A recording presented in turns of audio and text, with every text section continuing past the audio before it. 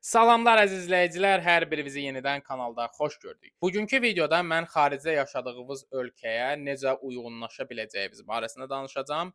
Bu videoya axıra qədər baxın və bütün dediyim bir-bir punktları bir yerə götürün, yazın, bir dənə bir vərəqdən falan götürün, yazın ki, yadınızdan çıxmasın və xaricə təzəcə köçəcəksinizsə, köçmək fikriniz varsa, gələcəkdə müraciət eləmək fikriniz varsa, bu cəhətləri nəzərinizdə saxlayın ki, gələcəkdə sizə bu həddindən artıq böyük köməklik ola bilər. Əvvəlcədən xahiş edirəm qəşəng bir dənə like qoyun, altdan şərhlərinizi yazın, dostlarınızla paylaşın. Kim ki xaricdə təhsil yaşayan məsələlərlə əlaqədar maraqlıdır, belə videoları izləməyi sevir, planları var xaricə getsin oxumağa, yaşamağa, işlərə müraciət etməyə və sair və ilaxır. Bu kanal onun üçündür. O həmin insanla paylaşın bu videonu. Və ən əsası da kanala abunə olun, zınqrov düyməsini basın ki, sayımız artsın və mən də belə videoları çəkməkdə daha da motivasiyalı olum. İlk öncə uyğunlaşmaq üçün eləyəcəyimiz ən birinci şey təbii ki, nədən ibarətdir? Təbii ki, yerli dili öyrənməkdən. Mən bilirəm ki, bir çox hallarda yerli dil həddindən artıq çətin ola bilər. Ələxüsus Avropa ölkələrinin bir çoxsunda, məsələn, hətta mənim yaşadığım ölkə Estoniyada yerli dili öyrənmək həddindən artıq çox çətin bir məsələdir.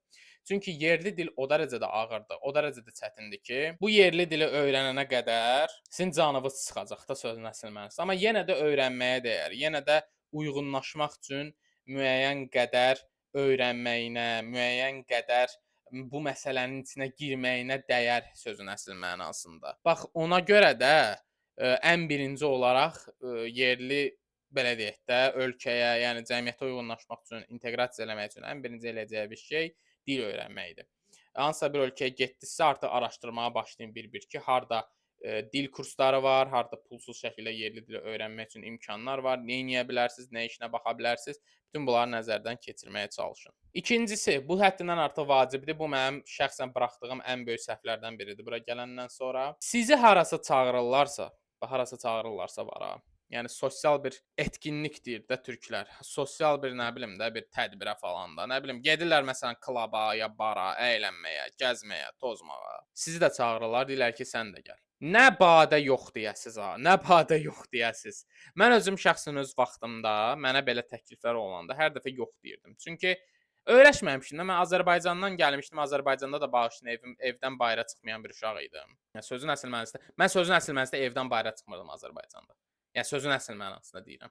Ancaq dərs, ev, ancaq belə eləyirdim. Və belə olan halda da bura gələndən sonra mənə çox diki gəlirdi. Çox qəribə gəlirdi bu ideya ki, mən gecə saat 11-də çıxaram, gedərəm hansısa klaba, hansısa nə bilim bara falan əylənməyə, sonra da saat 4-də 5-də qayıdaram evə. Yəni bu ideya mənə həddindən artıq çox pis gəlir, çox qəribsiyirdim bu ideyanı, yəni başqa sözlə. Amma təbii ki, kaş ki qəribsəməsəydim. Çünki onsuz da artıq bir neçə il sonra daha müstəqilləşəndən sonra gördüm ki, həqiqətən də gecə saat 11-də gedib saat 5-də 6-da qayıtmanın heç bir zərəri yoxdur. Çünki sən bunu həftə sonu eləyirsən onsuz da və əylənmək üçün eləyirsən. Yəni bağışla mənə, əgər hər gün degenerat kimi eləmirsənsə bu şeyi, durub belə şeydən qaçmağın mənası yoxdur. Ona görə də sizə bütün etkinliklər, yəni nə deyirlərsə sizə ki, nə bilim də filan yerə gedirik, gəlsən də bizdən. Çalışın gedin. Çalışın hamısına hə deyin. Çünki mənim fikrimcə belə olan halda dost qazana bilərsiniz özünüzə, çevrəniz arta bilər, insanların sizə inamı arta bilər. Çünki burada mən görmüşəm ki, bir neçə dəfə insanları çağırırsan harasa. Bunlar gəlmirlərsə ikinci dəfə səni çağırmırlar artıq.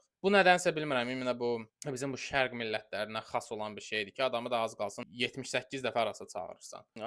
Avropada amma elə deyil. Avropada bir dəfə çağırırlar, gəlmirsənsə artıq ikinci dəfə çağırmırlar. Vəssalam. Bax bu qədər bəs. Ona görə də çalışın gələndən sonra bütün etkinliklərə hə deyin.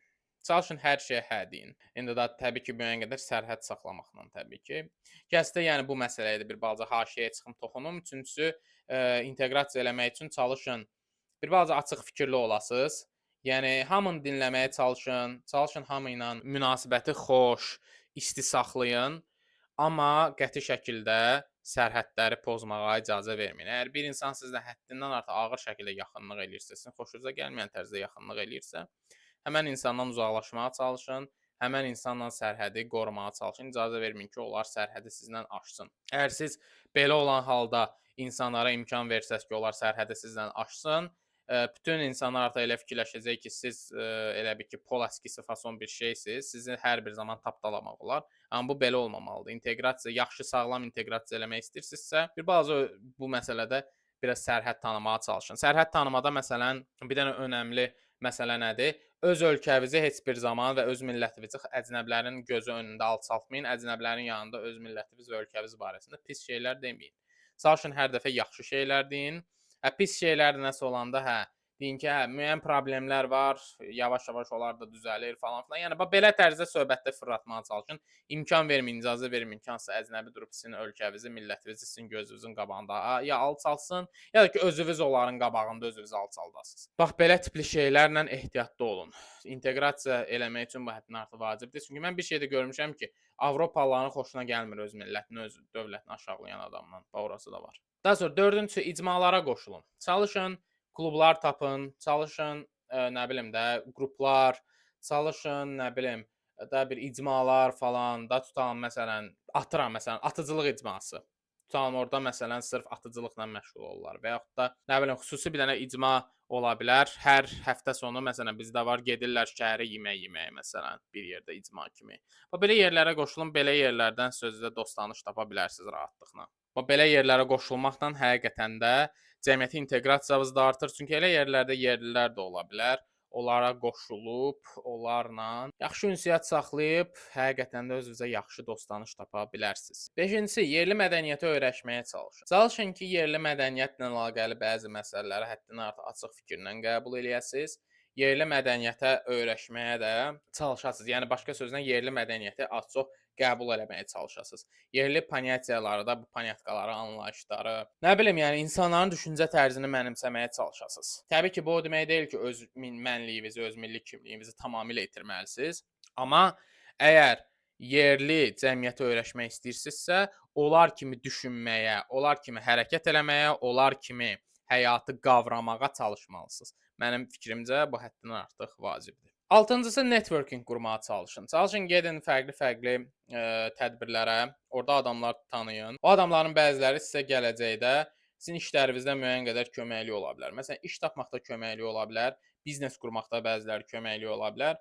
Bəziləri isə sadəcə olaraq yaxşı dost ola bilər. Siz heç bir zaman bilə bilməzsiniz ki, hansısa tədbirdə, hansısa bir, nə bilim də, bir seminarda mı deyim, bir simpoziumda mı deyim, sizin qabağınıza hansı adam çıxacaq və o adam sizin üçün gələcəkdə nələr eləyə biləcək və yaxud da o adamla əlaqədən hansı növ yaxşı, belə deyək də, bir nəticələr əldə edə biləcəksiniz. Bunu heç vaxt bilə bilməzsiniz. Ona görə də hər bir zaman denəməyə dəyər, sınavdan keçirməyə dəyər. Ona görə də çalışın yaxşı networking qurasınız, çoxlu adam tanıyasınız. Mənim fikrimcə bu həddindən artıq vacibdir. 8-incisi, çalışın mental sağlığınızı qoruyun. İnteqrasiya eləmək üçün əsas olan odur ki, bu ölkədən bezməyəsiniz. Estoniya məsələn kifayət qədər rahat ölkədir ki, oradan bezəsən. Yəni bezmək üçün həddindən artıq ideal bir ölkədir. Havası çox depressiv və soyuq, insanları da soyuq, səninlə çox da dostluq eləmirlər. Bir çox hallarda cəmiyyətə də öyrəşə bilmirsən, bu da səni həddindən artıq pis şəkildə sıxır. Və bu da artıq ona gətirib çıxarır ki, sən depressiyaya falan belə düşə bilirsən və depressiyada sənin mental sağlığının tamamilə məhv olması anlamına gəlib çıxır.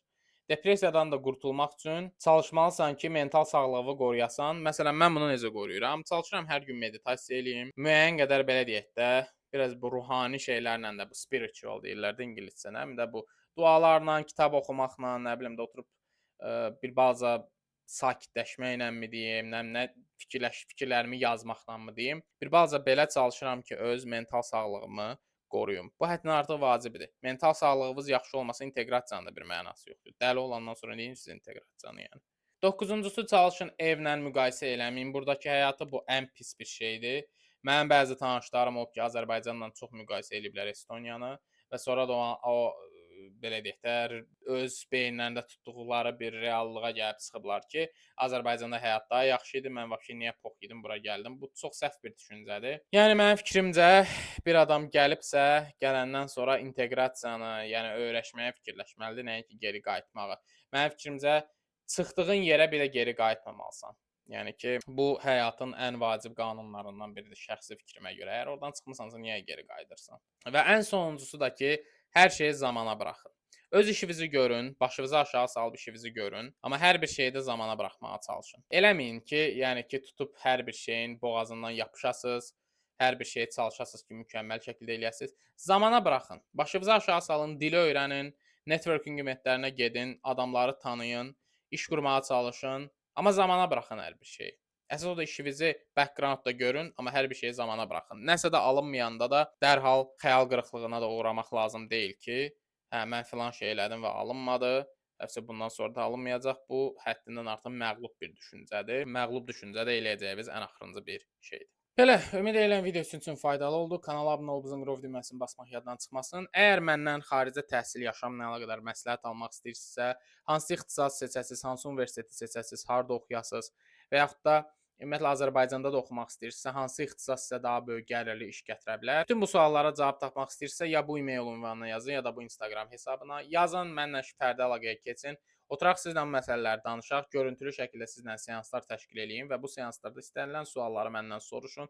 Mən də onlara bir-bir çalışım sizə cavab verim, məsləhətlərimdən sizi maarifləndirim və siz də bütün belə deyək də sizə qaranlıq gələn mövzulara cavab tapmağa bacarasınız artıq. Əvvəlcə dedim ki, bu xidmət pullu olacaq, ona görə də bunu da nəzərə alın. Xaricdə təhsil almaq üçün də motivasiya məktubuna falan da ehtiyacınız varsa, onunla da əlaqədar mənə müraciət edə bilərsiniz və bununla da əlaqədar sizə köməklik edə bilərəm.